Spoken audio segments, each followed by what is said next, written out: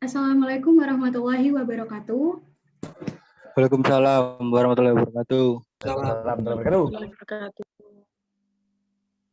Perkenalkan, kami dari kelompok 06 dari Prodi Teknik Industri. Sebelum kami memulai diskusi kami pada sore hari ini, kami akan mengenalkan diri kami masing-masing. Yang pertama yaitu saya akan mengenalkan diri saya sendiri. Nama saya Fasya Mazaya. Selanjutnya teman saya Dustin. Nama saya Rana Dustin Octavio. Selanjutnya Izul. Nama saya Izul Arabi Lalawi. Selanjutnya Anissa. Perkenalkan, nama saya Farah Anissa Yasmin. Ika. Perkenalkan, nama saya Rifka Dayu Azara. Selanjutnya Rizky. Perkenalkan, nama saya Nuris Kemadani. Selanjutnya Raki.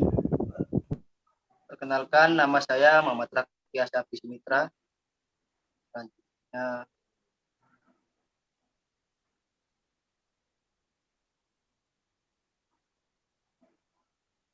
D.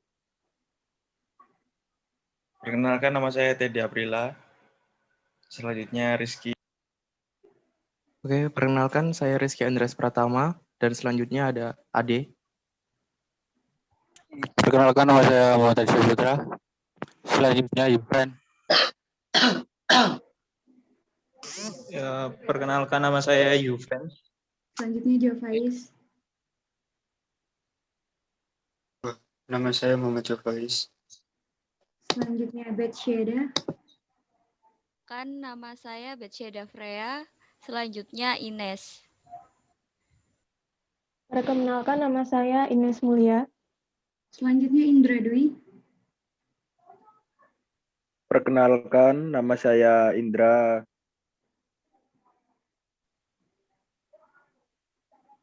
Ya, selanjutnya yaitu dari kelompok kami, kelompok 6, kami mengambil tema tentang belajar online. Di masa pandemi ini, kita tidak mungkin akan datang ke sekolah ataupun kampus untuk belajar offline karena penyebaran virus corona yang sungguh sangat cepat. Maka dari itu, kami mengambil tema tentang belajar online ini. Yang pertama yaitu saya memiliki pertanyaan. Apa online, menurut kalian semua ini, apa online kelas itu termasuk efektif? Jika kalian ingin memberikan pendapat, boleh raise hand. Silakan Saudara Saudara Rizky. Baik, saya Rizky Andreas. Masalah belajar online efektif atau tidak, tentunya kalau di pertama sangat tidak efektif karena kita sudah terbiasa offline kan ya Kak. Udah biasa bertatap muka, udah biasa bertemu. Terus tiba-tiba dihadapkan dengan masalah corona, belajar harus serba online, tentunya sangat tidak efektif. Tapi ya mau gimana lagi, soalnya emang keadaannya kayak gini. Jadi jawaban saya kurang efektif karena ya belum terbiasa kita. Gitu Kak, terima kasih. Apa ada yang mau memberikan tanggapan lain? Atau mau menyanggah? Atau kurang setuju? Silakan Indra Dwi. Boleh di-unmute. Ya, Assalamualaikum warahmatullahi wabarakatuh. Memang benar pembelajaran online itu tidak efektif. Tapi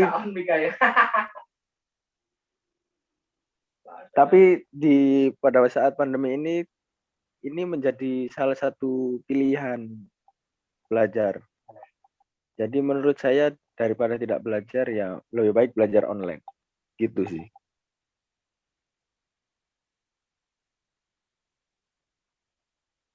Oke, terima kasih Saudara Indra atas tanggapannya. Silakan Saudara Yufens.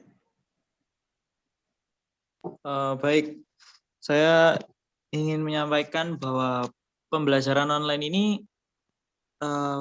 merupakan salah satu cara yang efektif untuk kita tetap melaksanakan pembelajaran. Nah, kenapa saya bisa mengatakan efektif? Karena yang pertama, pembelajaran tetap terlaksana. Yang kedua, pembelajaran juga tetap memiliki dua arah dari dosen, komunikasi dua arah dari dosen maupun dari siswa atau mahasiswanya. dan dapat dilaksanakan di mana saja dan kapan saja, ya kan? Misalnya yang sudah terlalui yaitu kita bisa melihat video dan itu kita bisa ulang-ulang. Dan itu salah satu cara mungkin mengefektifkan pembelajaran yang memang seharusnya di kelas kita bisa dengarkannya sekali, tapi kalau misalnya lewat online kita bisa dengarkan berkali-kali. Bahkan kita mengulas untuk merangkum ulang kita bisa kayak gitu. Dan kalau misalnya untuk tugas sendiri kita juga sudah menghemat biaya lain-lain termasuk biaya akomodasi dan transportasi yang dimana kita nggak perlu datang ke kelas dan kita nggak perlu datang ke kampus untuk melaksanakan pembelajaran dan menuntut ilmu. Kita bisa lakukan di mana saja. Kayak gitu. Dari saya sekian, terima kasih. Terima kasih tanggapannya, saya terima. Silakan Saudara Nurizky. Terima kasih sebelumnya. Jadi tadi beberapa statement dari teman-teman rekan-rekan sekalian sudah bagus. Menurut saya lebih cenderung pada tidak setuju pembelajaran daring ini dikarenakan kenapa? Saya memang jujur saya dari Pulau Madura. Pulau Madura terpisah dari Surabaya dan di sini juga masalah jaringan segala macam itu sangat terbatas. Jadi ya menurut saya tidak efektif. Dan lagi pula pada kenyataannya pembelajaran secara virtual seperti ini itu banyak mahasiswa yang malah menyepelekan dalam arti mereka ya hanya sekedar hadir pada saat pembelajaran namun tidak menyimak apa yang diajarkan. Jadi hanya sekedar tipsen gitu kan. Mencatat tidak tapi hadir gitu. Menurut saya tidak efektif. Kalau semisal kita melaksanakan kegiatan pembelajaran itu secara offline, mahasiswa dituntut aktif karena pada saat itu juga langsung bertatap langsung dengan dosen, tanya jawab juga langsung dan lebih jelas seperti itu. Sekarang juga terbatas untuk pengaplikasian Q&A atau Q answer dengan para dosen seperti itu. Menurut saya sih seperti itu. Terima kasih atas tanggapannya Saudara Nurizky. Silahkan Saudari Rifka. Ya, menurut saya pembelajaran secara online ini. Mohon maaf Saudara Rifka, saya potong, suaranya bisa lebih kencang lagi. Oh ya,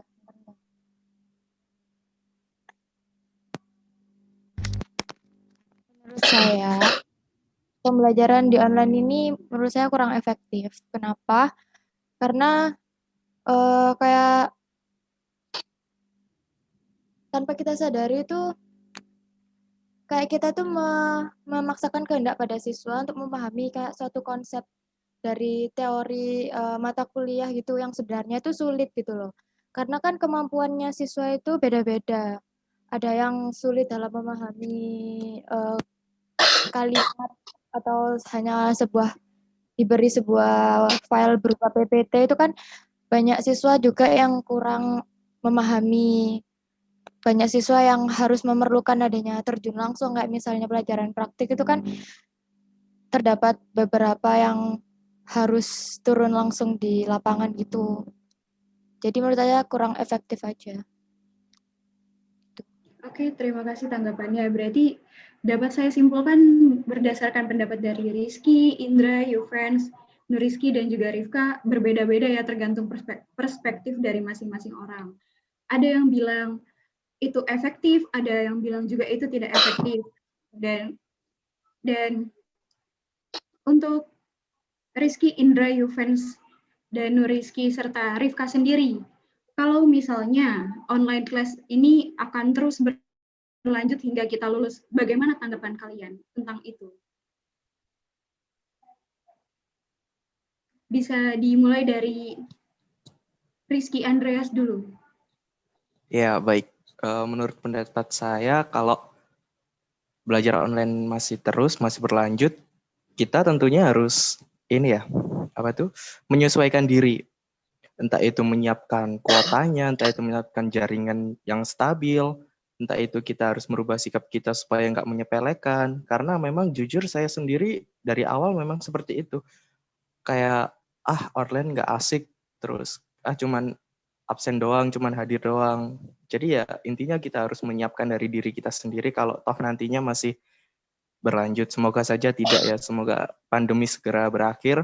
Semoga kita semua bisa belajar secara offline dan bertatap langsung dan bisa ketemu langsung, karena dari awal saya belum pernah nih ketemu sama teman-teman saya sendiri, padahal sekelas, padahal sekelompok, tapi belum pernah.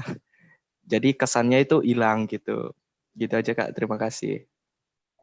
Oke, makasih buat pendapatnya. Selanjutnya boleh diberikan pendapat dari Indra. Dari Indra.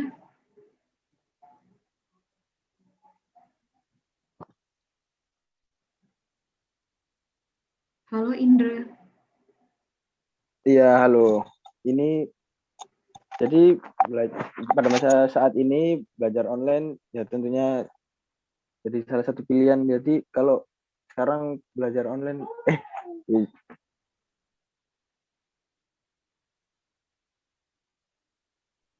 jadi lebih baik belajar online di rumah kalau pada saat pandemi. Mungkin kalau sudah tidak ada pandemi ya bisa belajar secara offline gitu. Oke, terima kasih. Selanjutnya ke Saudara Yuvens. Baik, tadi pertanyaannya bagaimana menanggapi bila berlangsung hingga akhir semester kita ya. Kalau saya sih setuju.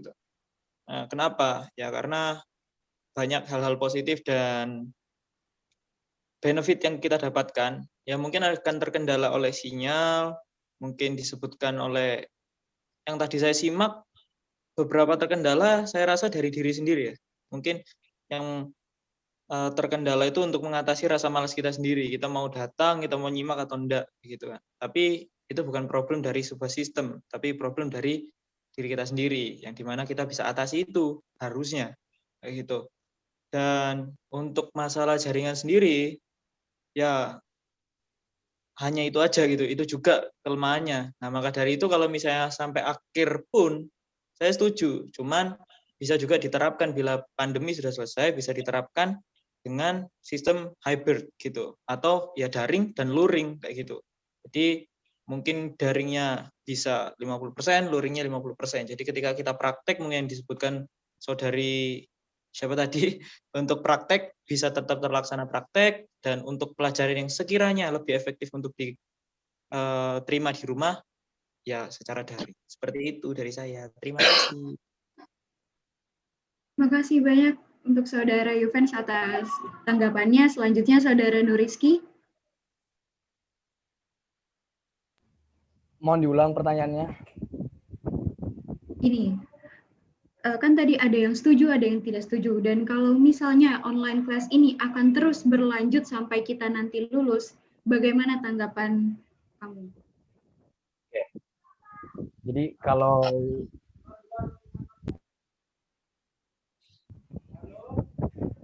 mungkin bisa dilempar ke teman yang selanjutnya aja ya. Ini sedang ada problem. Oke, baik. Silakan Saudara Rifka mungkin ingin memberi tanggapan.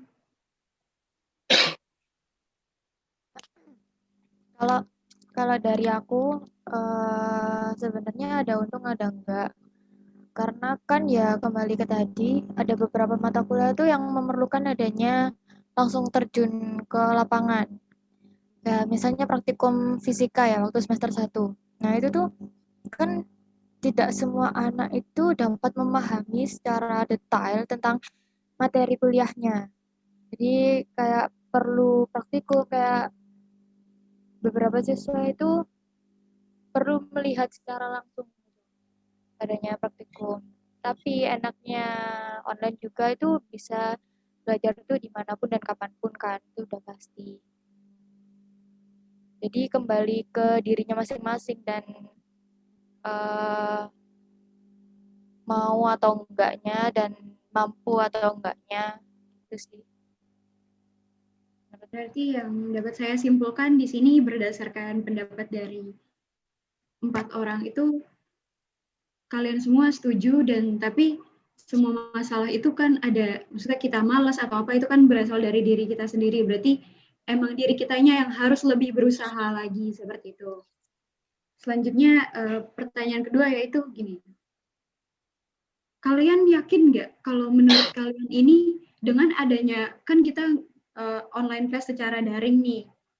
Kalian yakin nggak kalau misalnya dengan online class ini kita bisa meningkatkan prestasi kita, bisa lebih pinter lagi? Menurut kalian seperti apa? Silakan untuk saudari Betsyeda. Menurut saya yakin bahwa bisa meningkatkan prestasi secara online class.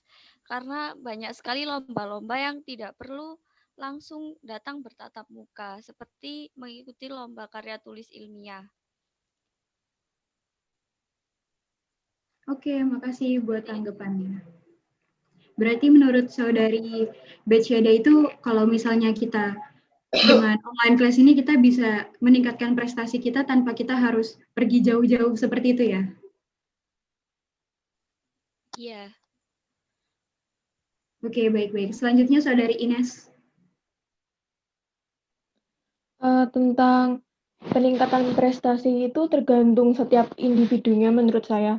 Karena mungkin untuk beberapa individu dan pelajaran tertentu yang butuh dijelaskan secara langsung oleh dosen seperti pelajaran kalkulus atau kimia yang butuh perhitungan atau rumus-rumus tertentu itu menurut saya harus dijelaskan ulang atau dijelaskan lebih jelas oleh dosen. Karena kalau lewat Zoom atau lewat Google Meet kan dosen terbatas menjelaskan perhitungan seperti itu kan. Nah, mungkin untuk beberapa individu itu kayak masih bingung menangkap pelajarannya seperti itu.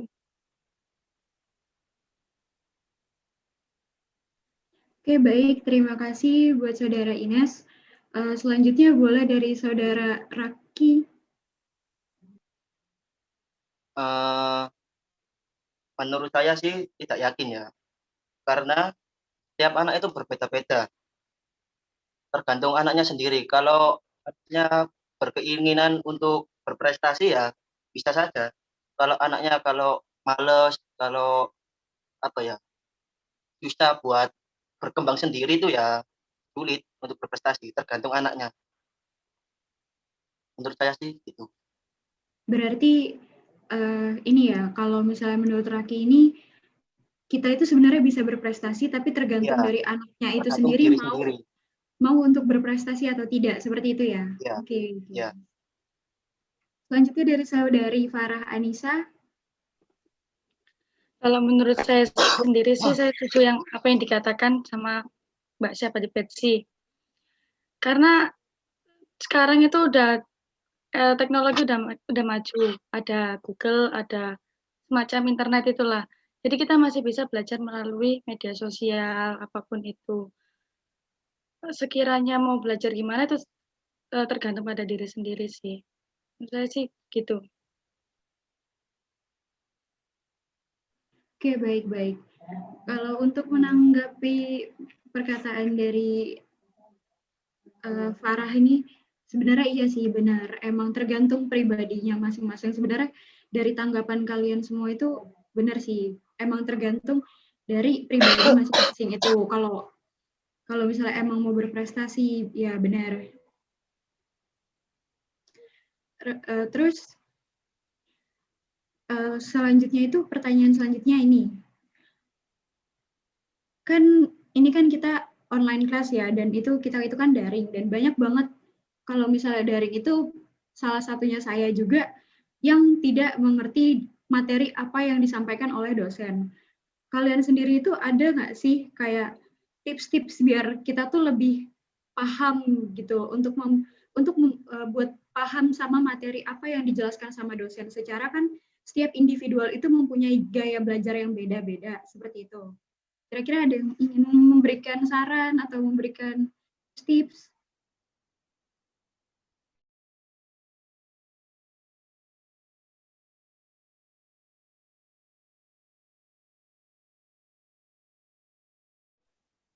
Silahkan buat Yuvens.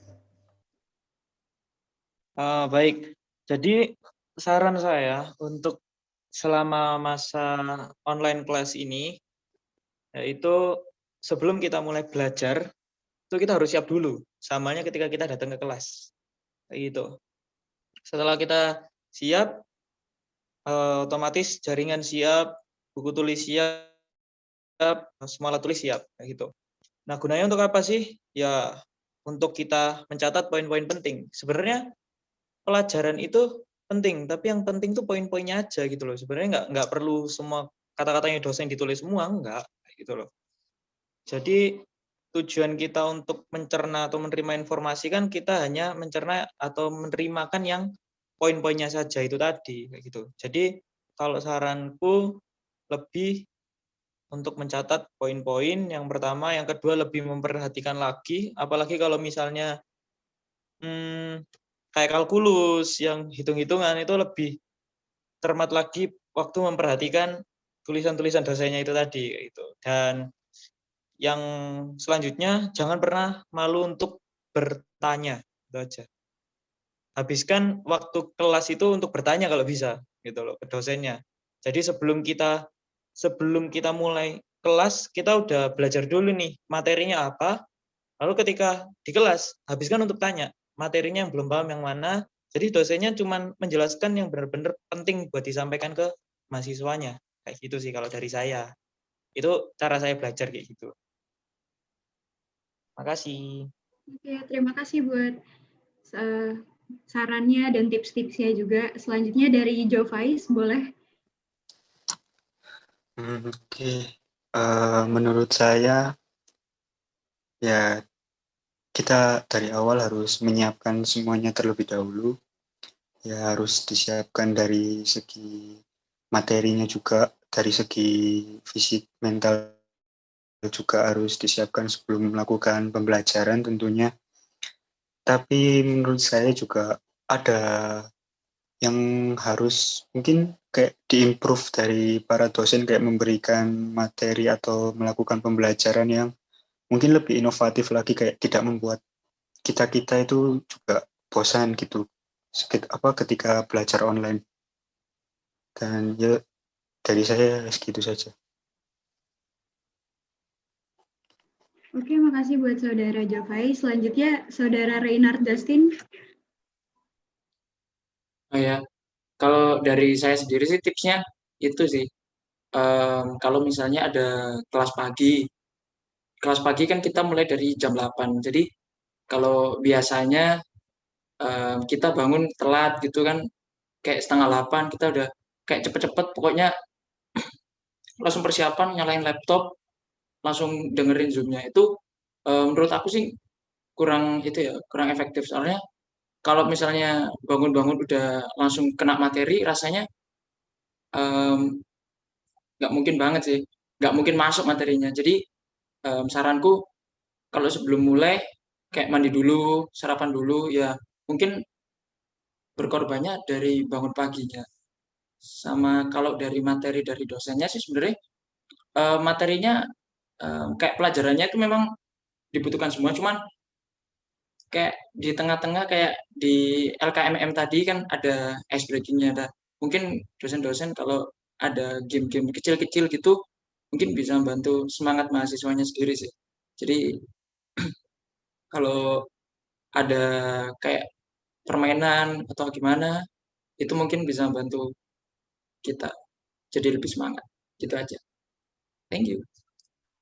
Oke, baik. Berarti dari 3 tanggapan ini udah ada baik banget ya, maksudnya tips-tipsnya itu yaitu kita harus nyatet poin-poin, lebih perhatikan dosennya, terus kita juga jangan malu buat bertanya, terus kita sebelum mulai kuliah kita harus udah lebih menyiapkan semuanya, terus kita juga harus menyiapkan fisik, mental kita juga, terus habis itu kita juga harus lebih berkorban untuk waktu misalnya kalau misalnya ada kelas pagi dan sebagainya. Lalu pertanyaan selanjutnya yaitu, bagaimana menurut kalian jika kelas offline dipaksakan terjadi? Menurut kalian apa yang akan terjadi ke depannya? Karena kita ini kan awalnya online. Terus habis itu kita langsung tiba-tiba offline. Menurut kalian bakalan seperti apa gitu? Apakah kalian kaget atau apa gitu? Ada yang mau memberi tanggapan?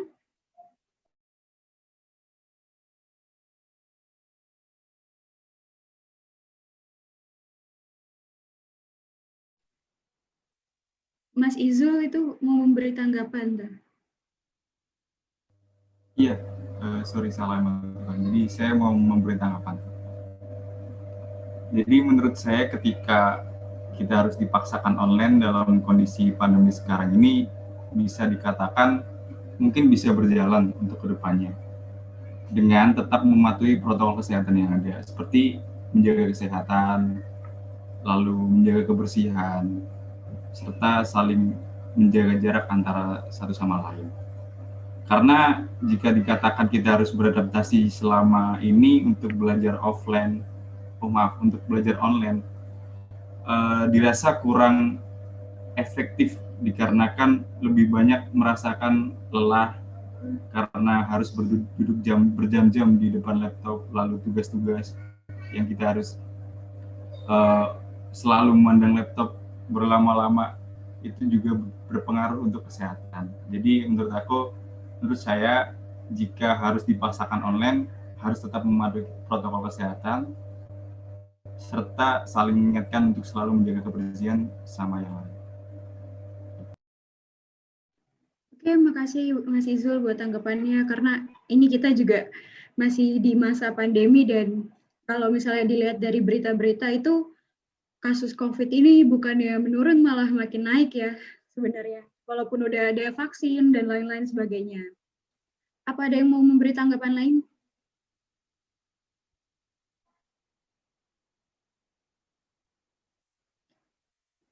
Jovais mau memberi tanggapan atau gimana? Iya, iya. Halo? Iya. Ya, kalau misalnya untuk dipasarkan offline sendiri ya mungkin saya juga setuju dengan yang sebelumnya tadi bahwa tetap mematuhi protokol kesehatan dan lebih diperketat lagi untuk protokol kesehatannya. Karena apapun cara belajarnya, kalau misalnya kita bisa handle diri kita sendiri, pembawaan diri kita sendiri untuk mau memahami pelajaran ya nggak ada masalah. Karena memang online kelas pun yang nilainya bagus banyak, nilainya jelek banyak. Offline kelas pun nilainya bagus banyak, nilainya jelek juga banyak kayak gitu. Jadi menurut saya nggak ada pengaruhnya mau belajar di mana dan pakai sistem seperti apa. Yang penting how to manage ourselves aja. Jadi kayak gimana kita memanage diri kita sendiri kayak gitu sih untuk belajarnya. Oke, makasih. Makasih Yuvens buat tanggapannya. Ini aku ada the last question yang pengen aku tanyain buat kalian semua. Ini kan kita online class kan, dan banyak banget dari kita itu yang pasti ada aja nggak ngerti dengan materi, entah itu materi kalkulus, FISDAS, LTIK, PTI, dan sebagainya. Aku pengen nanya, kalau dalam online class kayak gini tuh, kalau misalnya kita nggak mengerti, itu yang salah itu kita sebagai mahasiswa atau dosen dalam menerangkannya? Menurut kalian yang salah itu siapa?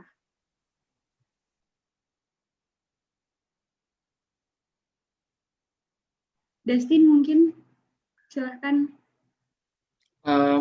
Kayaknya nggak ada yang salah sih. Karena semuanya kan tergantung dari anaknya sendiri. Dia mau memperhatikan atau enggak, ya itu dari mahasiswanya sendiri. Kalau dia aktif ya mungkin dia bakalan dapat nilai bagus. Kalau dia kurang aktif ya nggak dapat nilai bagus. Gitu aja sih. Kalau menurut Fasya sendiri gimana? Sebentar. Berarti gini ya, Tin. Kalau kamu bilang kan tadi kamu bilang nggak ada yang salah, tapi balik lagi ke mahasiswanya itu sendiri. Berarti sama aja dong. Maksudnya kayak tergantung kitanya sendiri dong. Walaupun tadi kan kamu bilang katanya nggak salah, nggak ada yang salah. Tapi tergantung balik lagi ke diri kita masing-masing. Berarti sama aja kayak yang kita nggak paham itu berarti karena diri kita, berarti salah mahasiswa, bukan salah dari dosen yang menerangkan, seperti itu. 50-50 sih sebenarnya. Bisa dari Oke, dosennya baik. juga, dari mahasiswa juga. Oke, paham. Silakan MAD Saputra.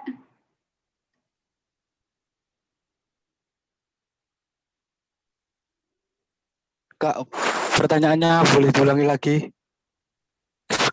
Kecil suaranya. Jadi gini, kalau misalnya, ini kan kita dalam online kelas ini banyak yang nggak ngerti tentang materi dan lain sebagainya. Kalau menurut kamu ini, yang salah itu dari siswanya, dari mahasiswanya, atau dari dosennya yang menerangkan?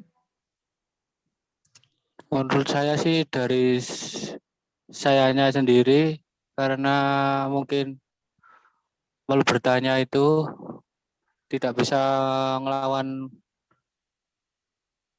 malasnya kita. Sudah itu aja.